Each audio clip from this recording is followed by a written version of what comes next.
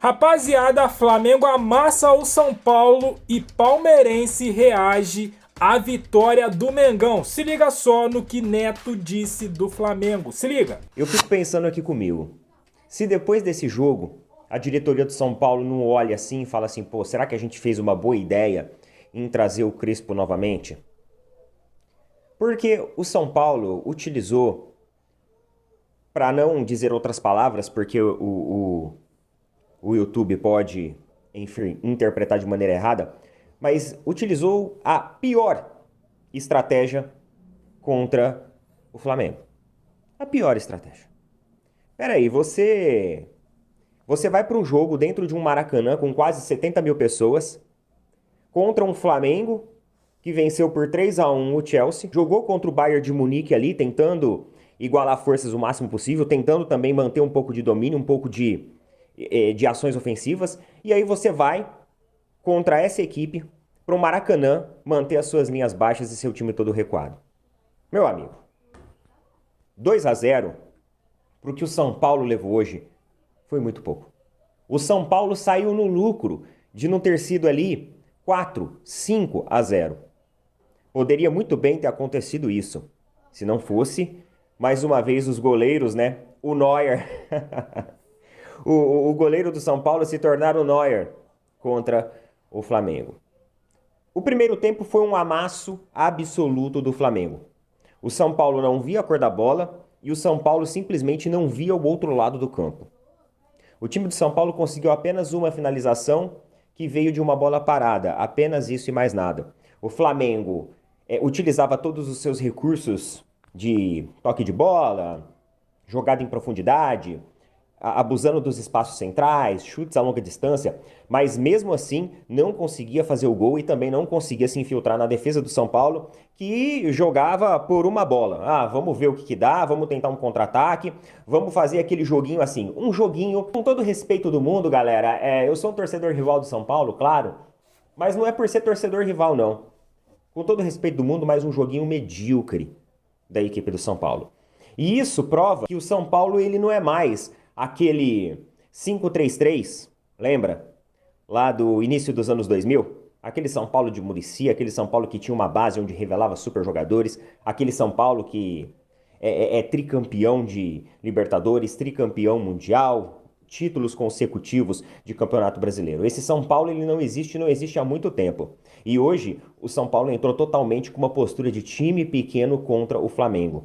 O Flamengo que fez um jogo muito sólido, um jogo muito bem defensivamente, perdeu um de seus melhores jogadores ali, que foi o Alexandro, logo no início da partida, entrando o Ayrton Lucas no lugar e depois o Ayrton Lucas. A gente já deseja aí boa recuperação ao jogador. Eu cheguei a ver qual que foi o resultado daquele lance, mas teve um corte ali profundo na perna, porém pode não ter tido fratura, pode ter sido apenas um corte profundo com a necessidade ali de uma suturadinha. Então a gente torce para que seja ali o menor impacto possível para o atleta. Jorginho, uma das melhores contratações, eu acho que dos últimos anos aí do Flamengo.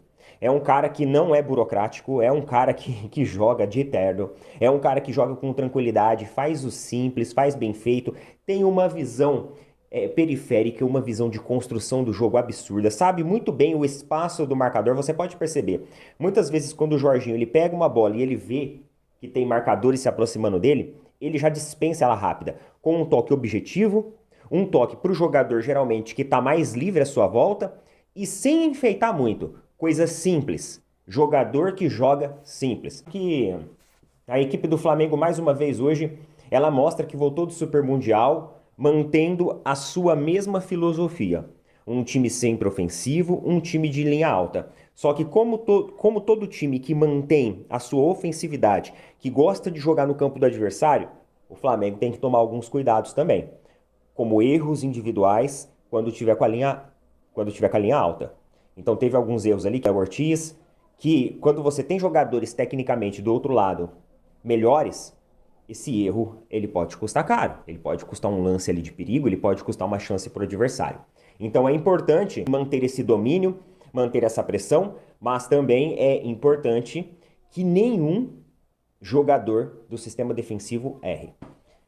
Segundo tempo. Segundo tempo começou mais ou menos na mesma configuração. O São Paulo jogava conformado com o placar. O São Paulo, galera, sentou no placar desde o começo do jogo e falou assim, olha, se ficar 0-0, a gente está satisfeito. E aí, bora fechar 0-0?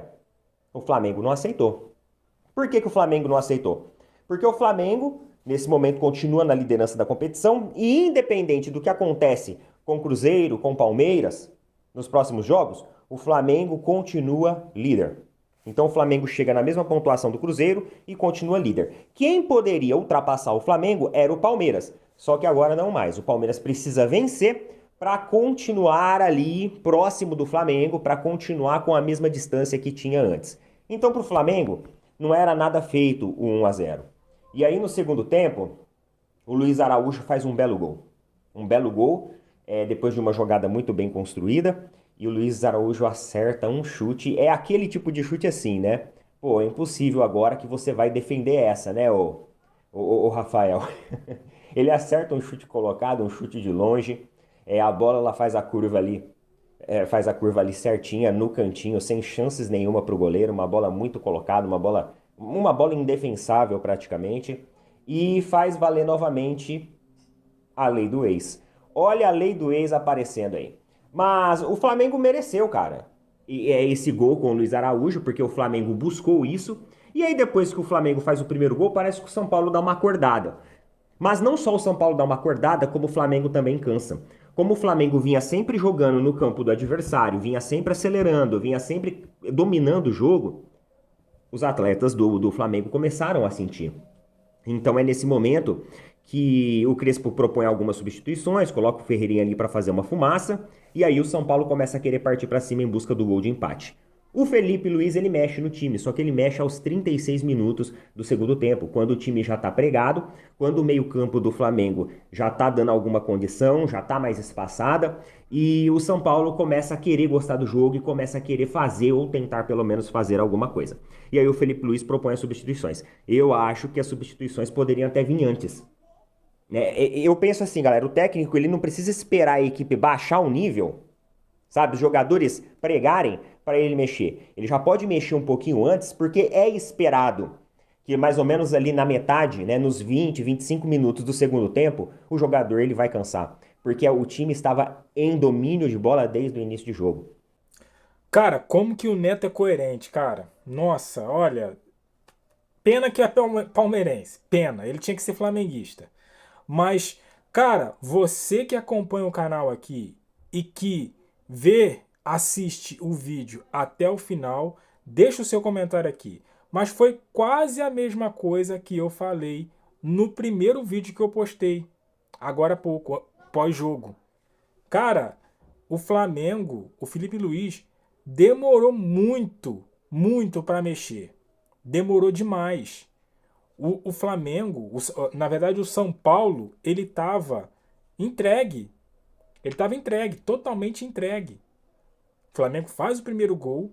E quando o Flamengo faz o primeiro gol, um pouco depois, 5, 10 minutos, o time dá aquela baixada, como o Neto disse aí. Dá aquela morga, vamos dizer assim, né? Cansa. E o Felipe Luiz deixa o tempo correr. Cara, ele demorou muito para poder fazer as mexidas. E eu falei no primeiro vídeo, no pós-jogo, que se é uma equipe mais qualificada, Flamengo correria sérios riscos de tomar um empate.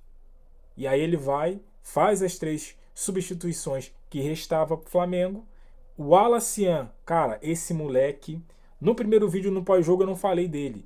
Cara, esse moleque tem muita estrela. Tem muita estrela. E olha, o Felipe Luiz precisa usar esse moleque mais vezes. Claro que já vem usando, né? Usou no Mundial, né? E precisa colocar esse moleque para jogar, porque esse moleque é bom de bola e tem muita estrela. Mas enfim, cara, eu achei que o Felipe Luiz, ele demorou muito. Tudo bem não. Tem peça de reposição, tinha lá Cebolinha, Michael, o próprio De La Cruz, os 2 que entraram junto com com o moleque, né, o Alacian. Então, assim, não sei por que a demora da mudança. O Arrascaeta morgado em campo. Cara, então, assim, contra outros times aí mais fortes do que o São Paulo, Flamengo, de Felipe Luiz, tem que rever isso aí. Tem que rever isso aí. Mas foi um resultado ótimo para o Flamengo, se mantém na liderança até a próxima rodada, dependendo do que o Cruzeiro Bragantino fizer. E o Palmeiras, se eu não me engano, pode se manter até na outra rodada, né? Líder. Mas é isso, cara. Quarta-feira tem mais um jogo contra o Santos. É jogo para ganhar novamente, porque o Santos é bem inferior ao Flamengo. E no domingão, no próximo domingo, Fla-Flu. Vamos ver se o quarto colocado no Mundial é isso tudo mesmo, né? Mas aqui, deixe seu comentário, a sua opinião, o seu like, se inscreva, compartilha e eu fico por aqui até a próxima. Valeu!